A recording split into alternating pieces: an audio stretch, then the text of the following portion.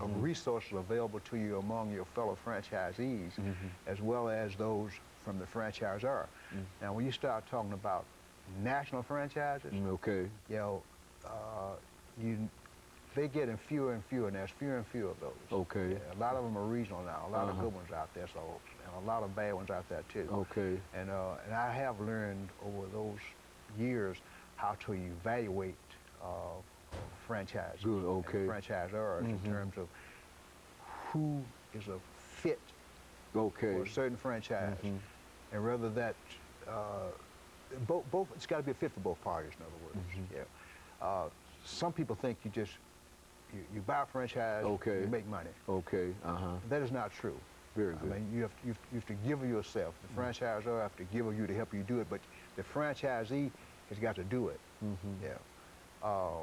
And do I recommend franchises? And do I recommend franchises? Yes. Okay. Because as you often hear, you're in business for yourself and not by yourself. But for those people who think that they are independent business people and want to be independent business people, franchise is not the way to go. Okay. You know, like for example, when I was a McDonald's franchisee,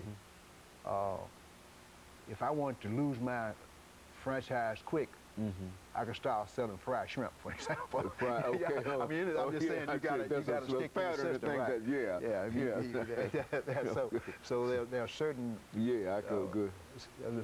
there's certain things that you have to do that are uniform with the system. And the system itself is very important because you got people doing the same thing, same ways, and you're able to not only leverage methods of doing things, but you have an opportunity to leverage purchasing resources, advertising, marketing resources. You know, you have a lot of people you can call and say, hey, look, how about this? How about that? You know, you have this problem. Somebody has had the problem you have had.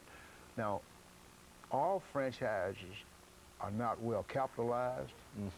They don't have the quality of people to provide the assistance. They leave you hanging out there by them. Okay. Yeah, they get your money, and you're out there alone. All you guys are named, and the name doesn't have any value if they're not doing it the right way. It doesn't have any service behind it. That's exactly right. If it doesn't have any service behind it, the name has no value.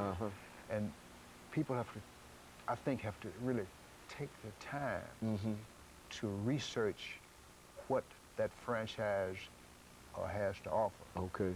And whether they have the financial resources, whether they have the human resources, and the kind of standards they have. And talking with people that are in that business and know that business and have had the experiences in there, those are the people that can help make that decision as to whether you want to be in a franchise or not. Now, the people that the franchise are refer you to are good to talk with, but you have to seek out and find someone to talk with you on your own because the franchisor's interpretation may be a little different than the franchisee. Than the franchisee. Usually is, yeah. Very good. And of course, we're getting ready for this second commercial break. We've got about 20 seconds before that, and when we come back, we'll have about 10 minutes, and that'll give you an opportunity to elaborate upon some of the things that we're talking about, and perhaps I might even suggest that what might be considered an average price that you think about when you talk about buying perhaps a McDonald's franchise, you know, as speculation. And we'll be back with our audience following this very, very short commercial break.